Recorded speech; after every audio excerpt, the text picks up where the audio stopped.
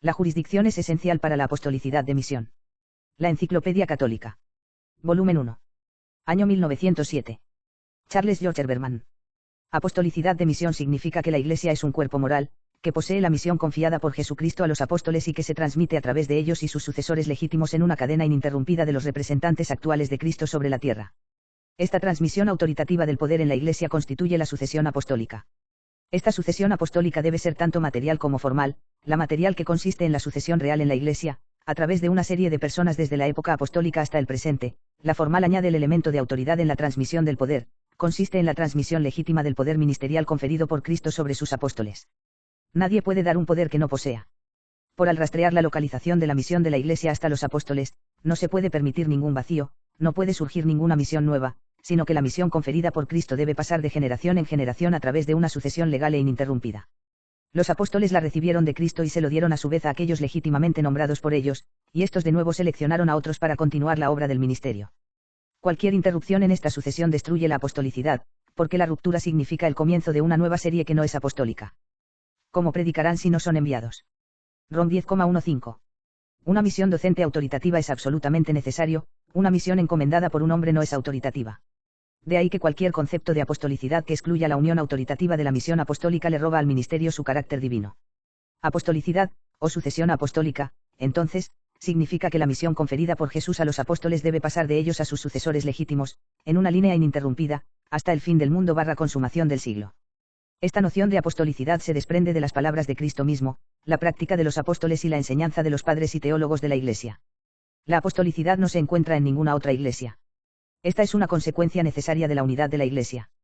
Si no hay más que una Iglesia verdadera, y si la Iglesia católica, como acaba de señalarse, es apostólica, procede deducir de ello que ninguna otra Iglesia es apostólica. Todas las sectas que rechazan el episcopado, por el hecho mismo hacen que la sucesión apostólica sea imposible, ya que destruyen el canal por el cual se transmite la misión apostólica. Históricamente, los inicios de todas estas iglesias se remontan a un periodo de tiempo después de la época de Cristo y los apóstoles. En cuanto a la Iglesia griega, basta señalar que perdió la sucesión apostólica al retirarse de la jurisdicción de los legítimos sucesores de San Pedro en la sede de Roma.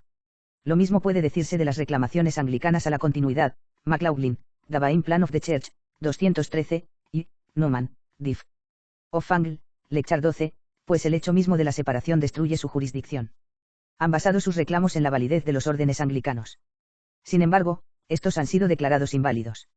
Pero incluso si fueran válidos, la Iglesia anglicana no sería apostólica, pues la jurisdicción es esencial para la apostolicidad de misión.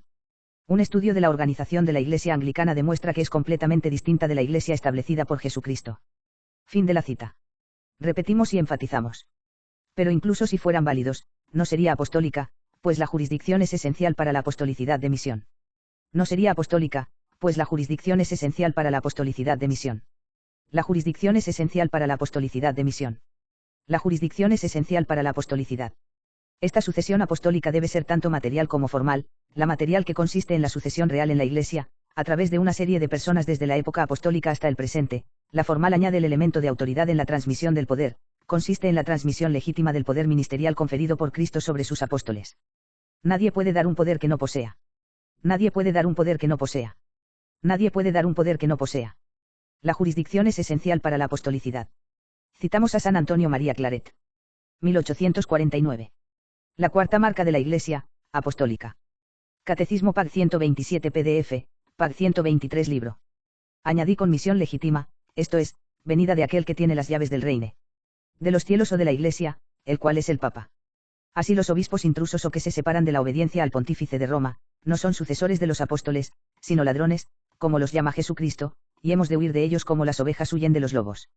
Fin de la cita. Citamos. Rev. Wilhelm Wilmes, año 1891, Manual de la Religión Cristiana. Para convertirse en sucesor de los apóstoles, es necesario ser recibido en el cuerpo de los apóstoles, en ese cuerpo que Cristo dio poder para gobernar su Iglesia. Así, incluso en los tiempos de los apóstoles, sus sucesores fueron nombrados. La jurisdicción la poseen solo aquellos en comunión con y bajo la obediencia del jefe supremo de la Iglesia. La Iglesia Católica Romana es apostólica porque el cuerpo de sus maestros y gobernantes sucede legítimamente a los apóstoles. La apostolicidad del cuerpo docente de la Iglesia es para nosotros una garantía para la apostolicidad de la doctrina y los sacramentos de la Iglesia, y de todas sus instituciones permanentes. Los obispos, siendo los sucesores de los apóstoles, no pueden desempeñar su cargo independientemente del Papa, su cabeza suprema, Porque los apóstoles reconocieron a San Pedro como su cabeza suprema. La dependencia de los obispos del Papa es aún mayor que la de los apóstoles de Pedro, porque los apóstoles, habiendo recibido la misión extraordinaria de predicar el Evangelio, recibieron también un poder extraordinario de nuestro Señor que no transmitieron a sus sucesores. Los obispos individualmente no heredan este poder extraordinario. El obispo, investido con la dignidad episcopal por el clero o incluso por un capítulo, contrario a las leyes de la Iglesia, es un intruso.